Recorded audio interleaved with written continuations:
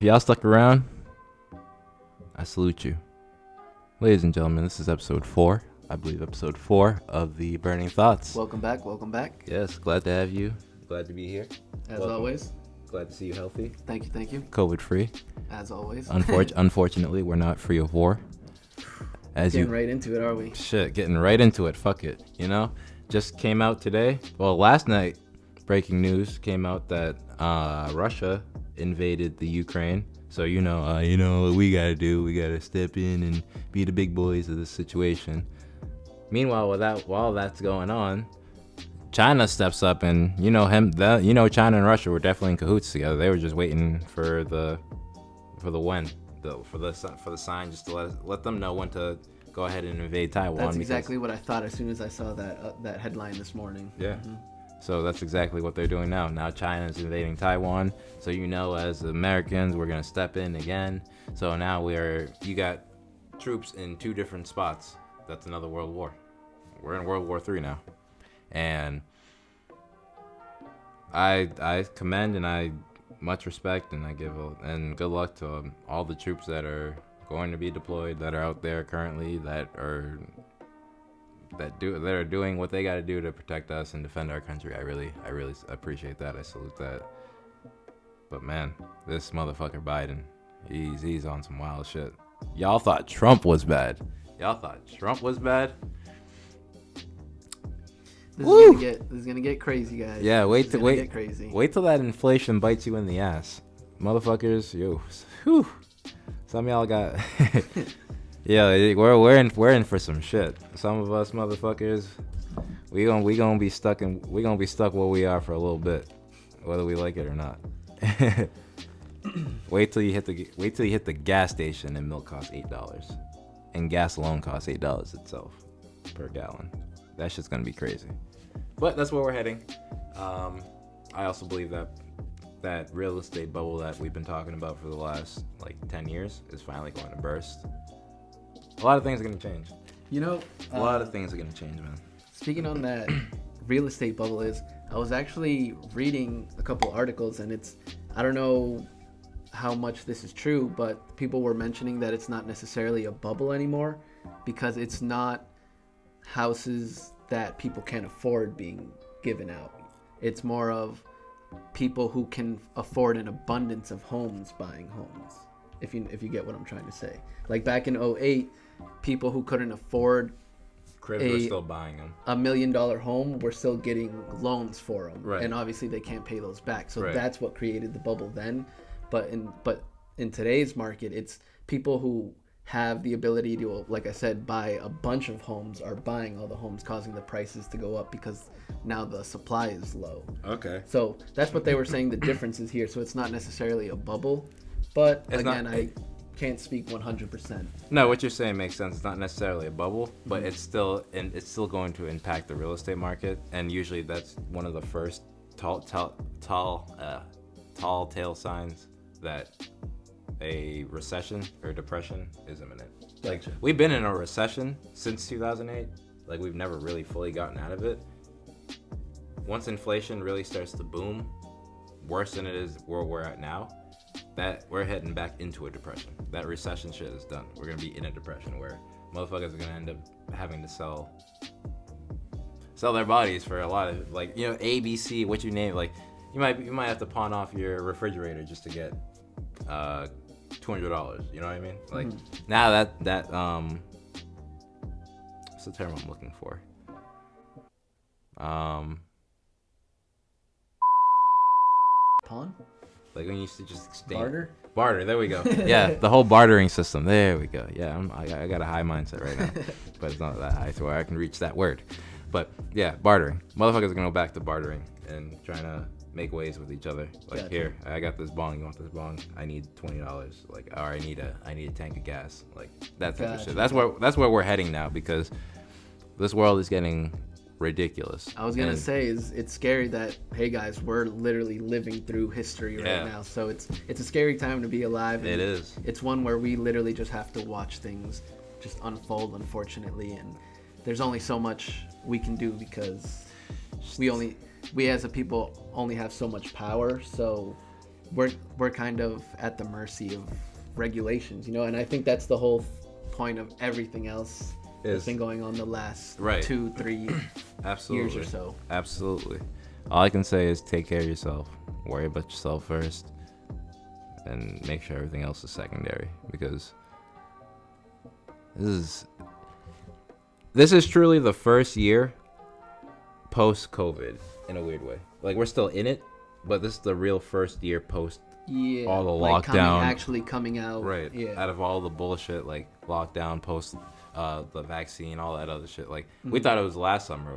We thought last year was going to be that year. It's really this year. This year is that real first year post everything. And we're only 2 months in, and we're seeing where things are going. It's going to be a crazy summer. Motherfuckers are going to die. Motherfuckers are going to get shot. It's going to be a lot of parties. People are going to get pregnant. Like, it's going to, I'm being dead ass. Like, it's going to be a wild summer. But with that being said, let's get into this bud real quick. Shout out to Maverick Cannabis, baby. Smoking on some Sunset Sherbet. It's also an indica hybrid. Yo, turn that shit off. My bad, guys. It's an indica hybrid. Fuck it, let's go. What was it? It was Sunset Sherbet. Yes, sir. I feel like we've also had one of these joints, Sunset Sherbet, specifically from Maverick Cannabis, but I could be wrong. No, I think you're right, actually. Go back to one of our earlier episodes to confirm that for us. You might be right. I think we have. Oh, and if you guys don't already, be sure to follow us on Instagram. It's the Green Teamers, _Green Teamers _podcast. We'll have that right here now. But be sure to follow us on Instagram. We're a lot more active daily on there. Yes, sir. So follow us on there. You can also find our personal pages on there, or we're even funnier on there. Yeah, we're always active on those pages. Yeah. Like, shit. Come fuck with us. We're fun. We're fun people. We're cool people. We love engaging in open conversation, honest open conversations. Like, we're all for it. And this weed smells funny too. Woo. Sunset Sherbet. You know what it smells like? It smells like summer. Like breeze, like the scent. In a weird way, like, yeah, no. It smells like those like cockroach bugs in the summer. What? The ones that you kill. Mm-hmm. Like when you kill them, it gives off sort of like a weird little stench. Bruh. Can't say I've killed any of those kinds of bugs. That's what this smells like right now. So it smells like a stinky bug? Yeah, so it smells like a stench beetle. Like a stench beetle. Like okay. you kill the beetle, like those stink beetles that you kill, and then it gives off that little foul. That's what it smells like. Like I said, I've honestly can't say I've ever killed one of those kinds of bugs. I always see them in the summertime. That's why I was like, it smells like a summertime. The black ones with the little orange on them? I don't even know what those bugs are called, but I want to say yes. All right, well, before we get too sidetracked. Yeah, right. I want to say yes, but all I know is it's a bug in the summer that stinks. That's what it smells like. No, you ain't catching that? No? I don't know. I gotta stop killing these bugs and smelling my hands after. But, what the fuck is this? We didn't really get to introduce this to the Green Teamers audience. That, my friends, is the Puffco Peak Pro. Let me pass that over to you. Puffco P Pro?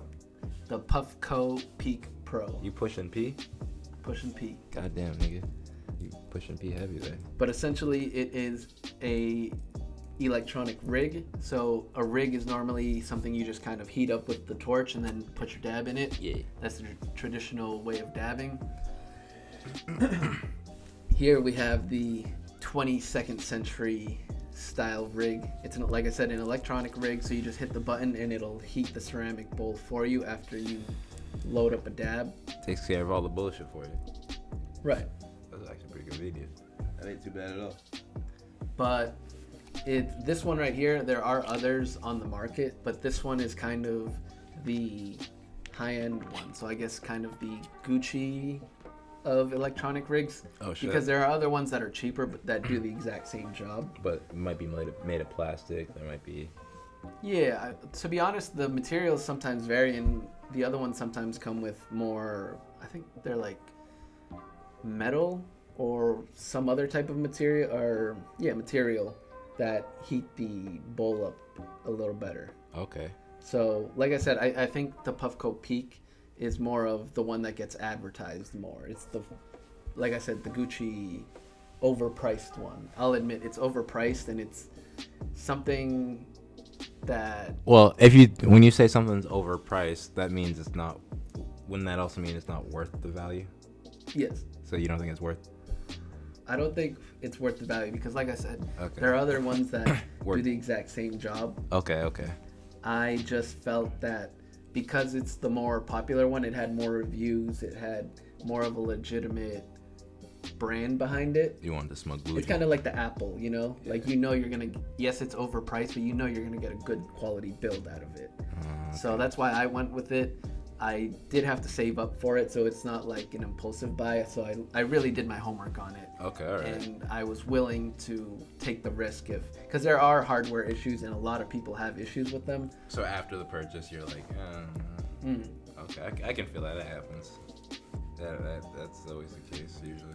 Like I said, I don't agree with the price, but I don't regret the purchase because it does everything that I need it to do.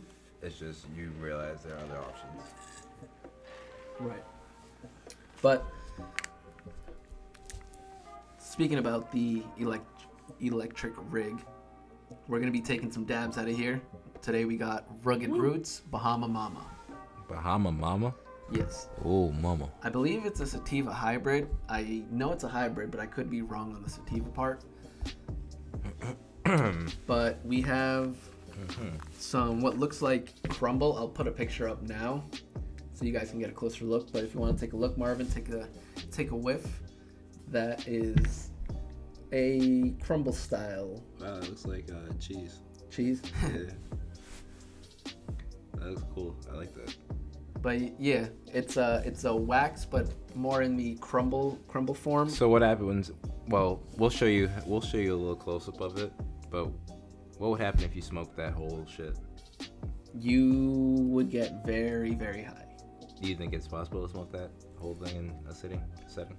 Yeah, you could definitely. You would just have to consistently keep your bowl hot. So I think using a traditional rig would be your best bet, just because you could continuously torch it. Whereas this one, because you have to reheat it, I think you would break the battery after too many reheats. Oh, okay, that makes sense. Yeah. Okay. But you could smoke a whole gram, even more. But I think a gram is where anything more than that, it might not necessarily be deadly, but deadly. You reach that limit of where your body just says sleep. Yeah. Shut down mode. Oh. Call it quits. I'm gonna pass that to you so I can load up a bowl here. Now, you said you partake in the dabbing. You partake every day? I do. It's my go-to smoking method, at least here in Massachusetts. Because of the winter, it's brutal to go outside and smoke some nights. Yeah. So the fact that I can just hit the rig inside at home, and it smells, but it stays within the apartment, so I don't have to worry about any neighbors or people upstairs or anything like that. So I can smoke it in the comfort of my home, and it's convenient staying warm. I'm not gonna lie. That's smooth. Mm-hmm. That's nice. I like that. Okay. Now, I lost my train of thought. How much did you pay for this one exactly? You ready for it? Yeah. It was a grand total of $400 in tax. Ooh. Yeah. Damn. Mm-hmm. That's what I'm saying. It's overpriced, but it does what I need to. But it's like I said, the Gucci. It's the Gucci version of electronic rigs. Now, what's the cheapest version? Look at how his mood changed after he found out the price. He was like, "Damn, dude, $400." What was the cheapest one you saw that you think would be up to par with this one? To be honest, I forget I think it's called. I know it's spelled SIC, but I don't know if it's pronounced sick or seek or something. But I think it's around low 300s, if not high 200s, somewhere around there. So you could have saved $1.50. Yeah. Okay. All right. Damn. Well, now the next question is longevity. So, like I said, people do have issues with the Peak Pro. Yeah. Give me 1 second. But normally, what you have to replace, if you have to replace the base, that's where you have like a hardware issue or a battery issue, and you got to send it back to Puffco. But really? yeah, and sometimes it can take up to a month to get it back. I believe that. Like whole round trip. On some bullshit. But normally, the only thing you have to replace is the bowl. So they come back. So they get it and they literally just go, oh, and then send it back again. Yeah. That's some shit. I'd rather you just mail that shit to me. Would be quicker. So here you have the colors that change. Those represent your temperatures. So I use the pink color for my less hard concentrates. So like shatter, I would use the red because it's my highest temperature. Okay, so if you smoke with some pussy shit, you keep it on pink. Not necessarily pussy shit, but just like this isn't as hard as shatter. Okay. So because shatter is hard, it's got to be a higher temperature to completely melt it. Whereas if you put this in the higher temperature setting, it would burn it. You know what I'm trying to say now? Okay. So we got to use a lower temperature, which is what the pink setting is. How'd you figure that out? It's just trial and error. I also just looked up other people's settings, like they post them on the internet, and kind of just found my range of what I thought worked best. Do you feel like this is easy to use for a first timer? Yeah, it already comes with presettings as well. Okay. So you can kind of go from there. Like they have a green setting that's their middle, and you can use it first and be like, oh, that burnt it a little too much. So from there, you just bring it down. That's kind of cool. But you hit it twice to get it going. It vibrates twice to let you know it starts, and the next time it vibrates twice again, you can start hitting it. But the point is not to hit it hard like a bong. You literally barely want the water to bubble. You don't want the water to bubble? Mm-hmm. You want it to bubble, but you don't want it to reach the top of that perk? Yeah. Okay. So it's more of like a slow pull, and you might not even get the sensation that you're inhaling anything, or you might not get the full exhale. But you can hit it now, so. Okay, now it's ready? Mm-hmm. So I don't have to press anything? Right, yep. And you don't have to, there's no rush or anything to cover with your finger. Just pull and exhale. And then you just want to keep it like level, yeah.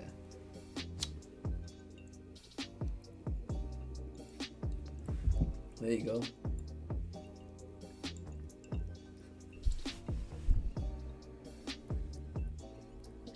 If you guys have a Peak Pro, definitely leave a comment. Let us know what you guys think. Is it overpriced? Was it worth it? Would you buy it again for that same price? Let us know. Damn, that was a good 20 seconds. Hey, there you go.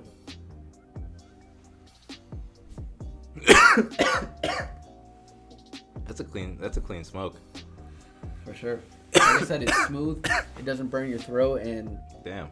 Sometimes you don't, because you pulled longer, obviously you're gonna get a larger exhale. Yeah. But normally on a less of an inhale, sometimes you won't even, like I said, notice that you're inhaling or exhaling. Yeah, that shit's insane.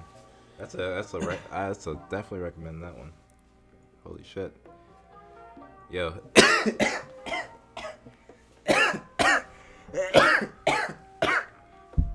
Yeah, man. Jesus. Woo! If I could touch the clouds right now. So that's the Peak Pro for you guys. I recommend it. What would you give it out of 5? Or give it a 10-star rating? I'd give it an 8.5 out of 10. Definitely does what I need it to do. I personally saved up for it, so I knew what kind of commitment I was making to purchasing it, you know? Okay, gets you higher than the weed. I believe so, yeah. It's also because it's a concentrate, so it's more pure. Yeah, that's right. And so you find yourself having to just do this a couple times a day, and then you're all set. You don't even have to smoke any weed. Right. I usually take about anywhere from 2 to 4, 5 max dabs a day. Okay. Is that with bud, or is that no bud included? That's no bud included. That's just the off the pro. Okay. Oh, so you could go your day without smoking any, like. Yeah, okay. I definitely do. Like I said, I mostly just, That's what's up. at least in the wintertime. In the summertime, you can't beat Yeah, a joint tree. outside Yeah. and just chilling. You need some trees. Yeah, I like that. But no, I feel you that 100%. It's. Do you think that you actually save more with the concentrate, or? I think honestly it comes down to consumption, because you could use a whole. I know there are people out there who can smoke a whole gram in one day. Yeah. Whereas a gram probably lasts me 10 to 14 days. What does a grip go for? It also depends on the type of concentrate, but the crumble style I have here goes for about $30 to $40 A gram? a gram. Yeah. Okay. So if you had spent $120, bought yourself 4 Gs, that can get you through the month easy. Yeah, pretty much. That opposed to smoking a whole half or a quarter nowadays of some Zaza. Because, yeah, I haven't smoked bud consistently enough to say I smoke like a half ounce in 2 weeks or right? something. Yeah. Okay. Oh, okay, all right. So that might actually be more beneficial. Yeah, I definitely see the monetary benefit, at least, like I said, to my smoking style, because I only take, like I said, 2 to 5 dabs a day. Right. That's smooth. So let me give you a hypothetical high thought. This is the thought I was telling you about earlier. So you know how we like to support our friends if they have their own small business or just a craft that they do. Absolutely. Shout out our boy Alex, who made this logo for us. So obviously Alex is our boy and he designed it for us, so we paid full price for it, you know, and we have no issue with that. We want to support That's how his it's supposed to craft be done. and what he does. That's how you show respect. That's how you show support to your So friends. like this video if you fuck with us, because that's how you show support. Yeah, right. Thank you. Yeah, that's how you Here's- do it for free. We ain't charging. Here's my question.